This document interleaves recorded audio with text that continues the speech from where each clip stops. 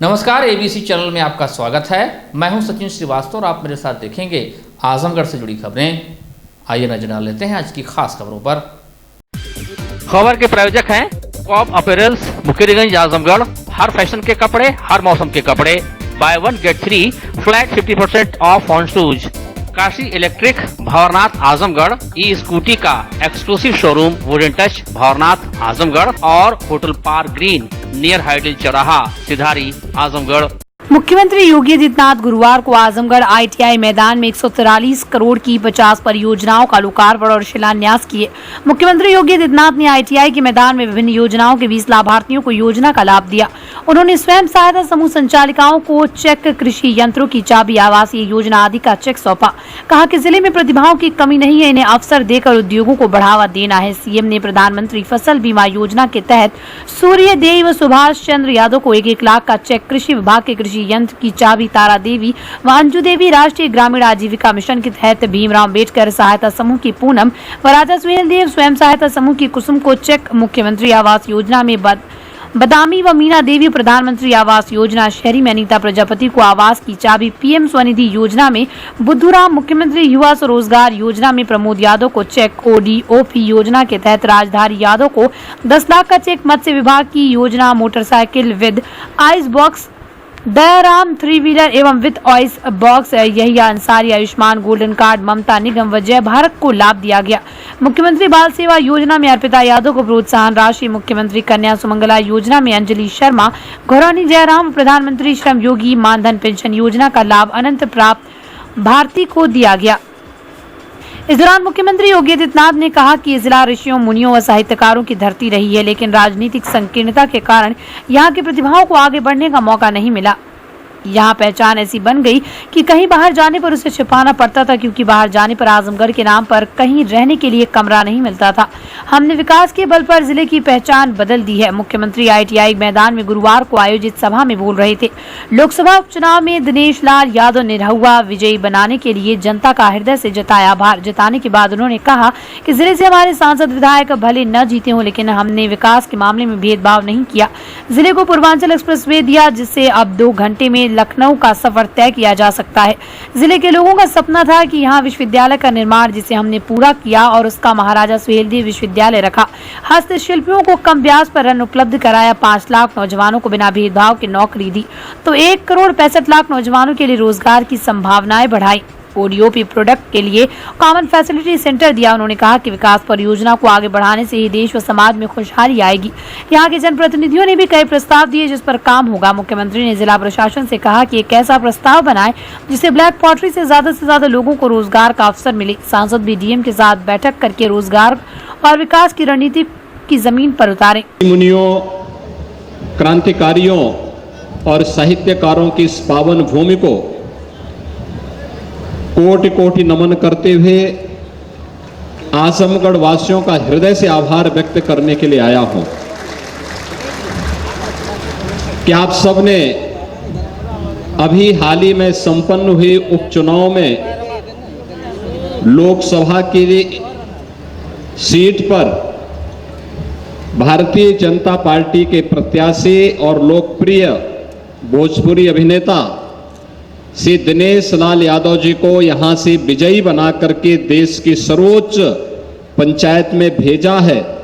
इससे आजमगढ़ की पहचान बदली है और आजमगढ़ के बारे में लोगों की अच्छी धारणा बनी है और इससे उत्तर प्रदेश का मान भी बढ़ा है।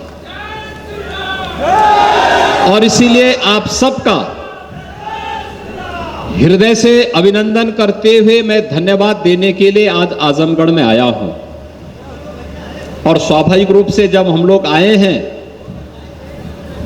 तो जो आपने एक ऋण हम पर वोट के रूप में लगा दिया है, इस ऋण से उऋण होने के लिए विकास की कुछ परियोजनाओं का शिलान्यास भी और कुछ का उद्घाटन भी करने का तो यहां कार्यक्रम हो ही रहा है, लेकिन कुछ नए और भी प्रोजेक्ट आजमगढ़ के लिए बनेंगे।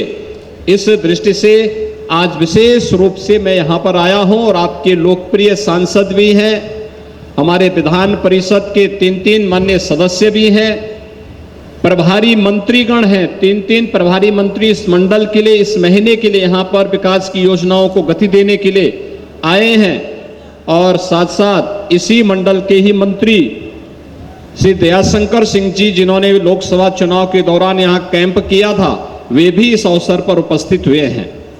भाइयों बहनों, आज यहां पर 50 विकास की परियोजनाओं का लोकार्पण और शिलान्यास हो रहा है, जिसमें 143 करोड़ 10 लाख रुपए से अधिक की राशि खर्च हुई है या हो रही है।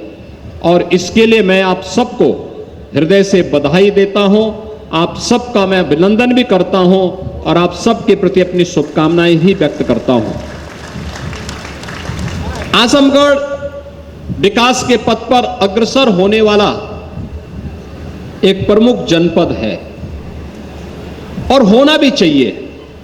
जो पोटेंशियल यहां पर थी, जो प्रतिभा यहां पर थी, वह प्रतिभा राजनीति की संकीर्णताओं के कारण देश के राष्ट्रीय क्षितिज पर उन विभाजनकारी ताकतों का शिकार हो गई, जिसने आजमगढ़ जैसे जनपद के नौजवानों के सामने पहचान का संकट खड़ा किया था। याद करिए, आज से 5 वर्ष पहले जब आजमगढ़ का नौजवान आजमगढ़ के बाहर कहीं जाता था, उसके सामने अपनी पहचान को छुपाने के लिए मजबूर होना पड़ता था उसे।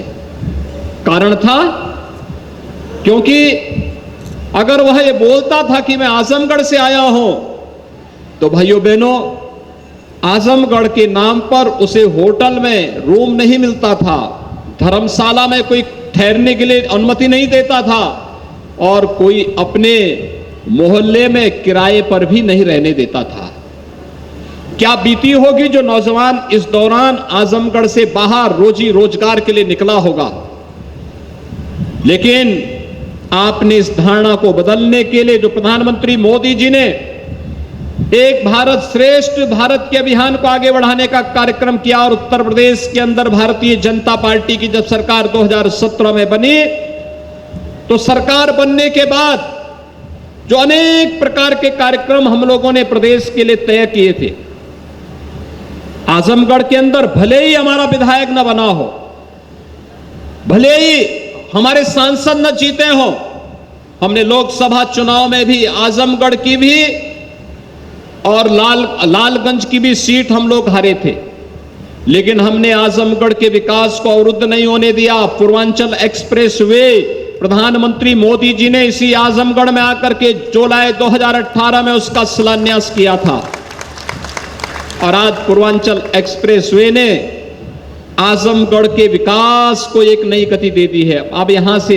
लखनऊ जाना हो, भाइयों बहनों, मात्र 2 घंटे में आप लखनऊ पहुंच सकते हैं। आपको दिल्ली जाना हो तो पूर्वांचल एक्सप्रेसवे से लखनऊ, आगरा एक्सप्रेसवे और यमुना एक्सप्रेसवे पकड़ करके मात्र 7 घंटे में आप दिल्ली पहुंच सकते हैं। क्या कोई कल्पना करता था कि यह होगा? आजमगढ़ की जो वर्षों से मांग थी कि आजमगढ़ में एक विश्वविद्यालय स्थापित होना चाहिए,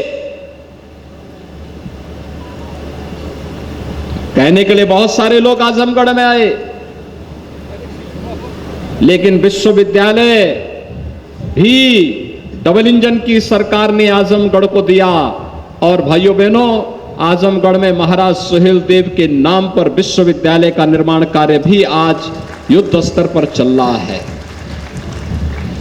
आजमगढ़ साहित्यकारों की धरती रही है और जब हम देश के बौद्ध साहित्य के क्षेत्र में, हिंदी साहित्य के क्षेत्र में गहन अध्ययन की बात करते हैं तो यहां के ही बहुत जो सुप्रसिद्ध साहित्यकार थे, राघे राघव की जो रचनाएं हैं वह हम सबको एक नई दिशा देती है और हम लोग उनके नाम पर विश्वविद्यालय में एक नई शोध पीठ को भी बढ़ावा देने का कार्य करने जा रहे हैं। इसलिए मैं आज इसकी सबसे पहले यहां घोषणा करने जा रहा हूं। उनके नाम पर यह बनेगा। यहां के नौजवानों को इस क्षेत्र में कार्य करने का एक अवसर प्राप्त होगा। बौद्ध साहित्य के बारे में, तिब्बती साहित्य के बारे में उनका जो अध्ययन है उसको जानने का अवसर प्राप्त होगा और आजमगढ़ अपनी एक नई छवि के साथ आगे बढ़ता हुआ दिखाई देगा। अभी आपने देखा होगा मंच पर हम लोगों ने तमाम लाभार्थियों को सम्मानित किया। किसी को प्रधानमंत्री आवास योजना मिला है, किसी को मुख्यमंत्री आवास मिला है, किसी को आयुष्मान भारत का कार्ड मिला है, किसी को राशन कार्ड में अंत्योदय का राशन कार्ड मिला है, किसी को रोजगार के लिए मत्स्य संपदा योजना के अंतर्गत रोजगार करने के लिए एक अवसर प्राप्त हुआ है, किसी महिला स्वयंसेवी समूह को रिवॉल्विंग फंड उपलब्ध करवाया जा रहा है और किसी को स्वयं के रोजगार के लिए भी एक अच्छी खासी धनराशि आज यहां पर उपलब्ध करवाई गई। यानी जितने कार्य हैं विकास की परियोजनाओं को लोकार्पण और शिलान्यास भले ही हम कर रहे होंगे यहां पर, और अभी तो मैं कहूंगा निरुआ जी को भी और अपने तीनों एमएलसी को भी कि यहां के जिला प्रशासन के साथ बैठ करके डिस्ट्रिक्ट लेवल बैंकर्स कमेटी की बैठक को आयोजित करिए। उत्तर प्रदेश के व्यावसायिक शिक्षा और कौशल विकास विभाग के साथ बैठक करिए और एक भारी रोजगार मेला का आयोजन आजमगढ़ के अंदर किया जाए, जिससे यहां के नौजवानों को आजमगढ़ के अंदर ही नौकरी की संभावनाओं के लिए नियुक्ति पत्र यहीं से जारी हो सके। चल एक्सप्रेसवे यहां के विकास की एक बैकबोन बनने जा रही है। गोरखपुर लिंक एक्सप्रेसवे काफी लगभग 18 से 20 किलोमीटर का दायरा वो आजमगढ़ जनपद में तय करती है। पूर्वांचल एक्सप्रेसवे लगभग 83 किलोमीटर आजमगढ़ जनपद में तय करती है दूरी। यानी ये सभी चीजें इस बात को बताती हैं कि विकास की इन परियोजनाओं को आगे बढ़ाने से ही हम सबके जीवन में परिवर्तन आएगा। और आज हम लोग जब समीक्षा बैठक करेंगे तो विश्वविद्यालय की प्रगति को भी तेजी के साथ आगे बढ़ाने के लिए क्या कुछ हो सकता है, उसके लिए हम पहले ही 108 करोड़ रुपए की व्यवस्था कर चुके हैं, जिससे तेजी के साथ विश्वविद्यालय के कार्य में किसी भी प्रकार की बाधा न आने पाए और एक भव्य विश्वविद्यालय आजमगढ़ को उनकी भावनाओं के अनुरूप प्राप्त हो सके। इस विश्वास के साथ आज यहां पर विकास की ढेर सारी योजनाएं आपको प्राप्त हो रही है और विकास की ढेर सारी योजनाएं के प्रस्ताव यहां के माननीय सांसद जी ने, यहां के विधान परिषद सदस्यों ने मुझे उपलब्ध करवाए हैं। इन सब को हम तेजी के साथ आगे बढ़ाएंगे। इस विश्वास के साथ भाइयों बहनों, मैं आप सबको आज के इस अवसर पर हृदय से बधाई देता हूं, आपको चुनाव जिताने के लिए हृदय से धन्यवाद देता हूं और आप सबसे आह्वान करता हूं। यह देश आजादी का अमृत महोत्सव मना रहा है। आजादी का अमृत महोत्सव का मतलब हम सब सौभाग्यशाली हैं कि देश की आजादी के अमृत महोत्सव के साथ हम सबको यानी 75 वर्ष की इस महोत्सव के साथ हमें जुड़ने का सौभाग्य प्राप्त हो रहा है और 75 वर्ष के सौभाग्य के साथ हम जुड़ रहे हैं। एक प्रधानमंत्री मोदी जी ने देश के लिए कुछ संकल्प दिया है। 13 अगस्त से 15 अगस्त के बीच हर घर तिरंगा का कार्यक्रम होना चाहिए। हर घर में तिरंगा लहराना चाहिए। लहराएगा ना तिरंगा? हर घर में, हर घर तिरंगा लगाएंगे। सभी लोग सहमत हैं? दोनों हाथ उठा करके बोलेंगे मेरे साथ, दोनों हाथ उठा करके, भारत माता की। तो 13 से 15 अगस्त के बीच हर घर में तिरंगा लहराना चाहिए। लहराएगा ना? दूसरा, इस दौरान स्थानीय स्तर पर हमारे स्कूलों को, कॉलेजेस को एक अभियान चलाना चाहिए कि हर गांव में, हर कस्बे में कोई ना कोई क्रांतिकारी आजादी की लड़ाई के साथ अपने आप को समर्पित किया था।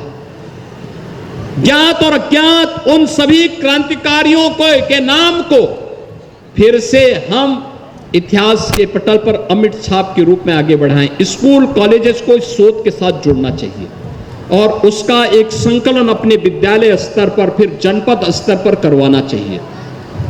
एक बड़ा कार्य होगा।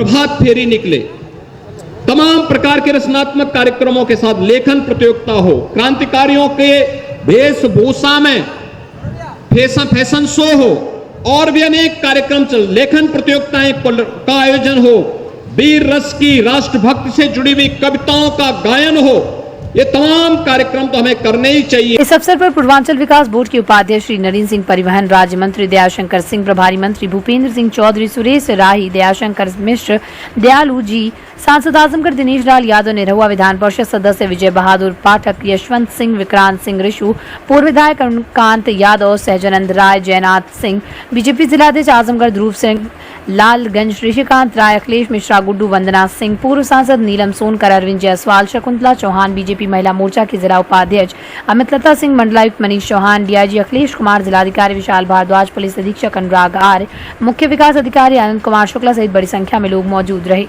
आजमगढ़ शहर के आईटीआई मैदान में मुख्यमंत्री योगी आदित्यनाथ के आयोजित कार्यक्रम में मंच पर मौजूद भाजपा सांसद दिनेश लाल यादव निरहुआ ने कहा कि देश की सबसे बड़ी पंचायत पार्लियामेंट में पहली बार आजमगढ़ की जय, भोजपुरी की जय के नारे गूंजे, ये सब यहाँ के लोगों के आशीर्वाद से हुआ है।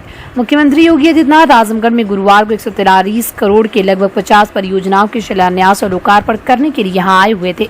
आईटीआई मैदान में परियोजना को लोकार्पण व शिलान्यास की पूर्व जनसभा को संबोधित करते हुए भाजपा सांसद दिनेश लाल यादव निरहुआ ने लोकसभा उपचुनाव में अपनी जीत पर जिले की जनता का शुक्रिया करना नहीं भूले। निरहुआ ने कहा कि जिले की जनता पार्टी के वरिष्ठ नेताओं व कार्यकर्ताओं की बदौलत भाजपा को यहाँ से जीत मिली है। उन्होंने कहा कि बाबा योगी जी के आशीर्वाद से गोरखपुर व वाराणसी की तरह आजमगढ़ में भी विकास होंगे और यहाँ की सड़कों के साथ ही विकास कार्य से जिला पुनः तरक्की की ओर अग्रसर है। आप लोगों से यही निवेदन कर रहे थे कि भैया बहिनी कमल का बटन दबा डालो, आजमगढ़ का भाग्य खुल जाए, ये कहले रनी ना। हाँ, तो पूजनी महाराज जी आज आजमगढ़ आए हैं तो 143 करोड़ की 50 विकास परियोजनाओं का घोषणा करने के लिए आए हैं। भोजपुरी में कहल जाला ना कि प्यार दीजिए और प्यार, तो आप लोगों ने जब प्यार दिया है तो अब आप लोगों को प्यार मिलने वाला है। वैसे पूजनीय महाराज जी बहुत विशाल हृदय के हैं और जीत हो हार हो कुछ भी हो, पूरा प्रदेश पूरा देश इनके हृदय में रहता है। पूरे देश की चिंता करते हैं, पूरे प्रदेश की चिंता करते हैं, पूरे मानव जाति की चिंता करते हैं। तो अब आजमगढ़ जब आपका आगमन हुआ है तो आप लोग समझ लीजिए कि आजमगढ़ का भाग्य अब खुलने वाला है। और अभी तो चुनाव में हम लोग जब आए थे तो आप लोगों से बहुत सारी बातें किए, बहुत भाषण किए। अब कुछ मेरे भाषण करने का कोई औचित्य नहीं है।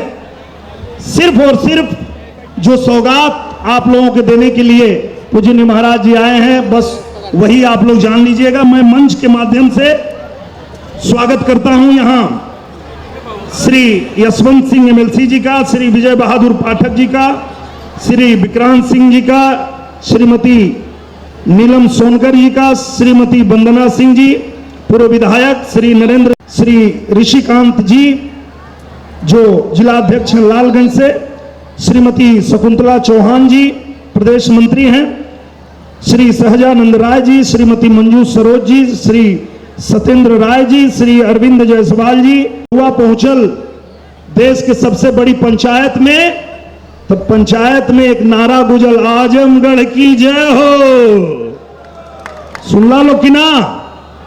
तो आजमगढ़ की जय हो और भोजपुरी की जय हो, ये दोनों नारा संसद में गूंज गए। तो भैया हो बहनी हो जवन संसद में आवाज उठावे के हो तो तुम लोग को बेटा उठाई। आजम और देवता चित्त में धरई, हनुमत से ही सर्व सुख करई। मतलब कहल जाला कि एक साध है सब सद है और सब साध है सब।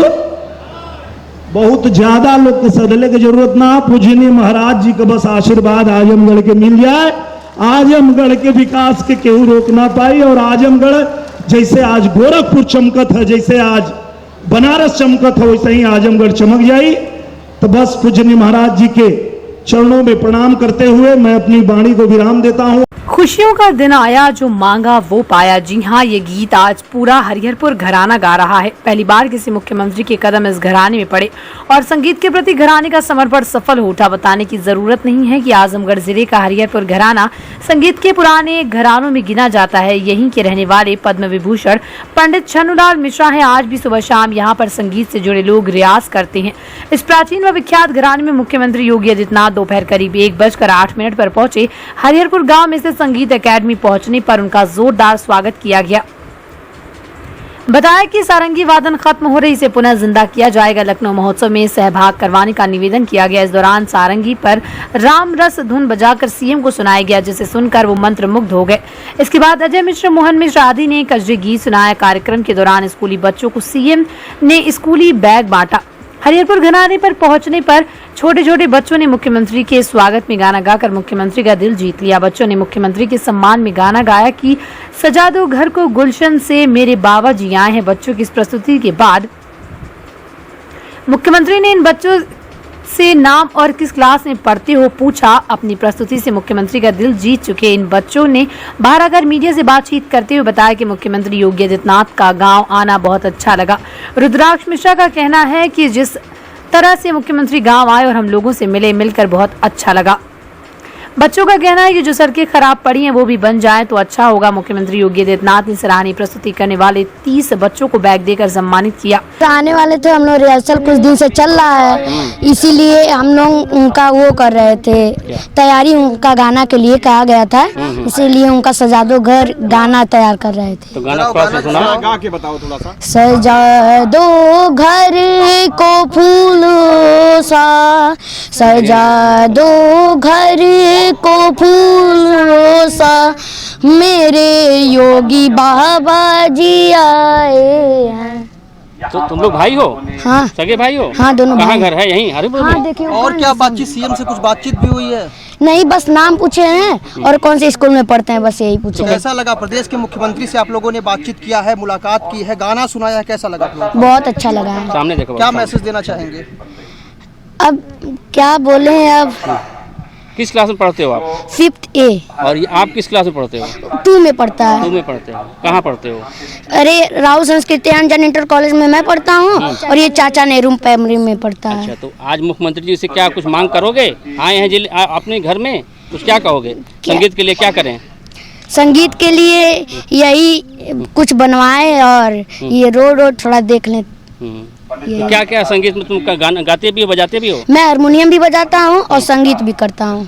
संगीत से जुड़े अजय मिश्रा का कहना है कि पहली बार गांव में उत्सव जैसा माहौल दिख रहा है। ऐसा लग रहा है कि जैसे कोई त्योहार हो। हम लोग शासन प्रशासन के पास दौड़ते दौड़ते थक गए। मुख्यमंत्री ने जिस तरह से संगीत महाविद्यालय देने की बात की, निश्चित रूप से यह हम लोगों के लिए गौरव की बात है। गांव के ही संगीत से जुड़े मोहन मिश्रा का कहना है कि मुख्यमंत्री के आगमन से खुशियों की सौगात मिली है। अब जो भी उत्सव होगा उसमें हरिहरपुर शामिल होगा। झांसी महोत्सव, पर्यटन और संस्कृति विभाग का कोई भी कार्यक्रम होगा तो उसमें हरिहरपुर घराना शामिल होगा। संगीत महाविद्यालय का निर्माण मुख्यालय से हरिहरपुर गांव तक 2 लेन का निर्माण, गांव के अमृत सरोवर, मां शीतला मंदिर, शंकर भगवान के मंदिर का निर्माण से गांव का कायाकल्प होगा। आज हरिहरपुर घराना खुशियां मना रहा है। नन्हे मुन्ने बच्चों की प्रस्तुति ने जीवन कला प्रस्तुति की। गाँव के ही सारंगी वादक उदय मिश्रा का कहना है कि मुख्यमंत्री ने कलाकारों का सम्मान किया। आज 3 पीढ़ी की सारंगी सुनने को मुख्यमंत्री को मौका मिला। हरिहरपुर घराने ने अभी तक इस विधा को बचा कर रखा है। हरिहरपुर में पहली बार शासन, सर्वप्रथम से पहली बार हरिहरपुर में माननीय मुख्यमंत्री जी का आगमन हुआ और बहुत ज्यादा हम लोगों का बड़ा घोषणा किए। जो महाविद्यालय, संगीत महाविद्यालय बहुत बड़ा एक कार्य है, इससे हम लोग बहुत ज्यादा आगे जा सकते हैं। तो संगीत महाविद्यालय हुआ, जो हम सब जो कजरी महोत्सव करते हैं हर साल, और माननीय सांसद जी के सौजन्य से और हमारे मुख्यमंत्री जी घोषणा किए हैं कि शासन द्वारा कजरी महोत्सव भी अच्छा ढंग से किया जाएगा, कराया जाएगा। और मेन सिटी जो है मुख्यालय से हरिहरपुर का मेन उसको जोड़ा जाएगा, रोड से 2 लेन जोड़ा जाएगा। और ऐसे तमाम जो हमारे संगीत ठाकुरबाड़ी पोखरा है उसका भव्य सुंदरीकरण, और हमारे शीतला माँ का स्थान है, शंकर जी का स्थान है, उसको भव्य निर्माण कराया जाएगा। यही सब बहुत से तमाम और हमारे कलाकारों को भी उत्साहवर्धन किए हैं। आज़ादी के बाद पहली बार कोई मुख्यमंत्री आया और यह लगता है कि यहाँ के घराने को नई पहचान मिलेगी। बहुत बहुत बहुत बहुत ज्यादा पहचान मिली। आज लगा है आज तक तो बहुत ज्यादा दुखी थे, और सांसद जी से मैं पहली बार बोला कि सांसद जी ये मेरा फर्स्ट एंड लास्ट है हरियरपुर घराने का। हम लोग थक गए प्रशासन शासन से निवेदन करते करते, मगर हमारे सांसद जी ने एक निरहुआ माननीय जयेश यादव निरहुआ एक खुद कलाकार हैं, सुपरस्टार कलाकार हैं, और हम सबकी बात उन्होंने सुनी, और हमारे सांसद जी और हमारे मुख्यमंत्री जी दोनों लोग आज यहाँ पे आए, और दोनों लोग जो भी हम लोग की मांगे थी सब भरपूर, और भविष्य में जो भी और हम लोग कहेंगे उसको भी करने के लिए लोग तैयार हैं। नई संगीत को लेकर जाना जाता है, मुख्यमंत्री आज हरियरपुर घराने में थे, किस अंदाज में आप लोगों ने उनका स्वागत किया है? हम लोग देखिए अनेक प्रकार से स्वागत करने वाले थे, मगर समय बहुत कम था, इसलिए कम समय में हम लोग कजरी का और जो संगीत ताल सरोवर का है उसका, उसमें 3 सारंगी था, तबला था, हारमोनियम, उसके बाद छोटे बच्चों का एक स्वागत वेलकम सॉन्ग जो छोटा हम लोग काट करके उसको बनाए। सबसे बड़ी बात तो नई पहचान के साथ साथ नई प्रतिभाओं को मौका मिलेगा इस तरह से, जिस तरह से बिल्कुल माननीय मुख्यमंत्री जी का ये कहना था कि जो संगीत महाविद्यालय बनेगा उसमें बाहर ला करके हरियरपुर घराने कलाकारों को मौका दिया जाएगा, उसमें सहयोग काम करने के लिए, जो बच्चों को सिखाने के लिए, ये बहुत बड़ी कार्य की बात है। बाबा के दरबार में बाबा ने अपनी हाजिरी लगाई। जी हां, जनपद आए मुख्यमंत्री योगी आदित्यनाथ ने भंवरनाथ मंदिर पहुंचकर मंदिर में भोलेनाथ का दर्शन पूजन व अर्चन किया। मंदिर की श्रृंगार समिति के अध्यक्ष जयप्रकाश दुबे ने विधि विधान पूर्वक सीएम योगी और सांसद दिनेश लाल यादव निरहुआ को बाबा भंवरनाथ का दर्शन पूजन कराया। मंदिर के महात्म को जानने सुनने के बाद उसके विकास व सुंदरीकरण का उन्होंने बात की। मंदिर के पुजारी उन्होंने बताया कि देश विदेश में स्थापित शिवलिंगों में जहाँ काठमांडू के बाबा पशुपतिनाथ, काशी के बाबा विश्वनाथ और देवघर के बाबा बैद्यनाथ धाम का विशेष महत्व माना जाता है, वहीं आजमगढ़ के लोगों के लिए बाबा भंवरनाथ के दर्शन पूजन का खास महत्व है। नगर के पश्चिमी छोर पर स्थित मंदिर के बारे में मान्यता है कि दर्शन पूजन करने से बाबा भंवरनाथ अपने भक्तों को संकटों से मुक्ति दिलाते हैं। शायद यही वजह है कि शिव आराधना का कोई भी पर्व आता है तो शहर एवं आसपास के लोग यहां जरूर पहुंचते हैं। महाशिवरात्रि या फिर सावन का महीना यहां के लोग एक बार पहुंचकर बाबा का दर्शन करना नहीं भूलते। मंदिर की श्रृंगार समिति के अध्यक्ष जयप्रकाश दुबे ने बताया कि मुख्यमंत्री ने मंदिर के विकास व सुंदरीकरण व आश्वासन दिया है। इस संदर्भ में मंदिर समिति को उन्होंने मिलने के लिए बुलाया भी है। आज माननीय मुख्यमंत्री जी हमारे बाबा भंवरनाथ जी मंदिर में आए थे। उन्होंने बाबा भंवरनाथ जी का पूजन अर्चन किया और आशीर्वाद लिया, बाबा से जलाभिषेक किया, आशीर्वाद लिया, पूजन किया उन्होंने और आरती भी किया। बाकी हम लोगों ने जानकारी दी मंदिर के बारे में। आदरणीय श्री गुड्डू भैया मंदिर के बारे में उन्होंने बताया और उन्होंने आश्वासन दिया है कि मंदिर पे जो भी कार्य होने हैं या जो सुंदरीकरण के कार्य, उन्होंने कहा है कि आके हमको मिल के जो भी हो आप बताइए, बाकी मंदिर का जो भी होगा कार्य सुंदरीकरण का वो किया जाएगा। नहीं, अभी पत्र नहीं दिया गया, उन्होंने बुलाया है मिलने के लिए, हम लोग जाएंगे, उनसे मिलेंगे। उम्मीदें यही है कि काफ़ी पुराना मंदिर है, 200-300 साल पुराना मंदिर है। बाबा भंवरनाथ जी का बहुत ऐतिहासिक मंदिर है, मुख्य मंदिर है आजमगढ़ का। एक माता दक्षिण मुखी, एक बाबा भंवरनाथ जी, एक गणेश जी, यही मंदिर मुख्य हैं आजमगढ़ के। और हम लोग चाहते हैं कि बाबा भंवरनाथ जी का सुंदरीकरण, बाबा मंदिर जी का तो हो गया, लेकिन अगल बगल जो स्थान है, तालाब है, पोखरा है, पार्क, इसी के संबंध में हम लोग ने उनसे बताया है, मिले हैं और उन्होंने बुलाया। हम लोग जाएंगे और मिलेंगे और उसका जोरदार सुंदरीकरण के लिए उनसे अनुमोदन लेंगे। जो भी उनका होगा, जो भी फंड या जो भी होगा वो देंगे, तो हम लोग कार्य करवाएंगे आगे। मुख्यमंत्री योगी आदित्यनाथ ने गुरुवार को कलेक्ट्रेट सभागार में मंडलीय अधिकारियों के साथ विकास कार्यों एवं कानून व्यवस्था की समीक्षा बैठक की। मुख्यमंत्री ने अधिकारियों को निर्देश दिया कि जनपद के विकास के लिए जनपद के बाहर रहने वाले बड़े पदों के अधिकारी एवं व्यापारियों से संपर्क किया जाए।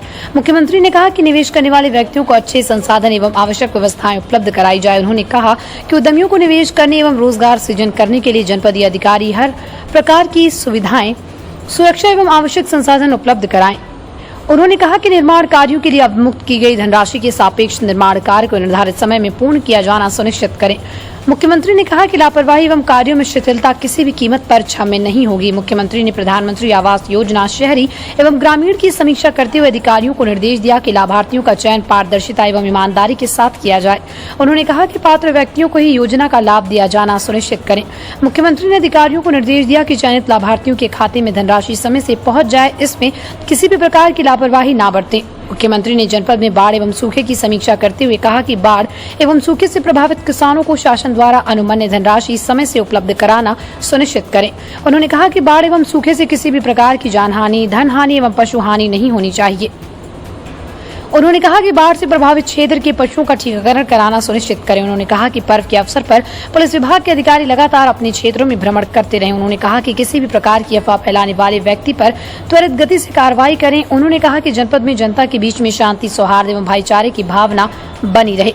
जिलाधिकारी विशाल भारद्वाज ने मुख्यमंत्री के समक्ष विकास कार्यों के प्रस्तुतिकरण की। उन्होंने मुख्यमंत्री जी को अवगत कराया कि हर घर तिरंगा कार्यक्रम के अंतर्गत जनपद का लक्ष्य 7,98,000 है। उन्होंने बताया कि MSME द्वारा 3,73,000 एवं जनपद से 4,25,000 झंडे निर्मित किए जाएंगे, जिसमें से अब तक कुल 3,12,000 झंडे निर्मित किए जा चुके हैं तथा अवशेष 1,13,000 झंडों का निर्माण 5 अगस्त तक पूर्ण कर लिए जाएंगे।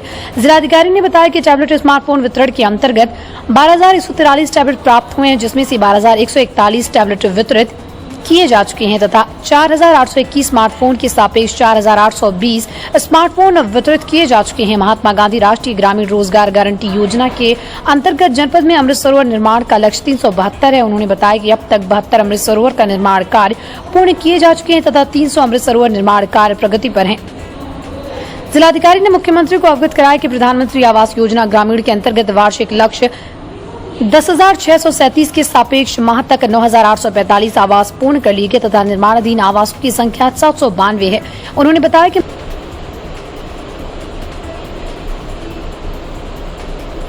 कि मुख्यमंत्री आवास योजना ग्रामीण के अंतर्गत 484 आवास निर्माण लक्ष्य के सापेक्ष 432 आवास का निर्माण पूर्ण कर लिया गया तथा निर्माणाधीन आवासों की संख्या 52 है।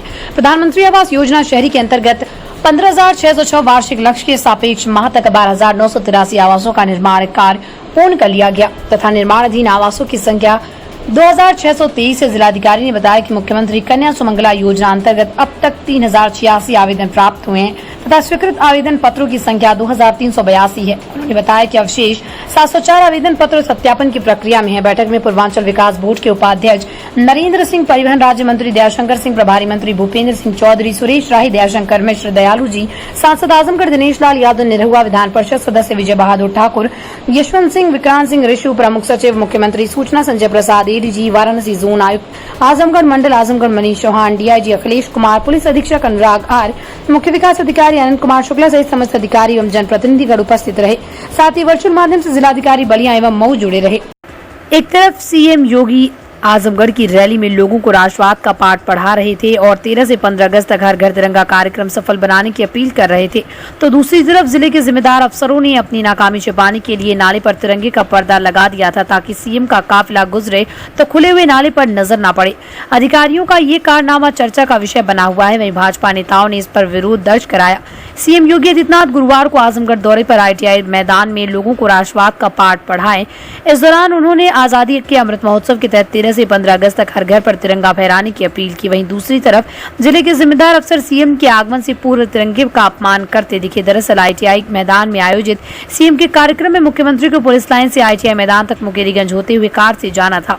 अधिकारियों ने अपना नाकामी को छिपाने के लिए मुकेरीगंज में तिरंगे का पर्दा बनाकर नाले को ढक दिया ताकि CM की नजर खुले नाले पर ना पड़े। वो अपने मंसूबे में तो सफल रहे, लेकिन तिरंगे के अपमान को लेकर लोगों में गुस्सा साफ दिखा।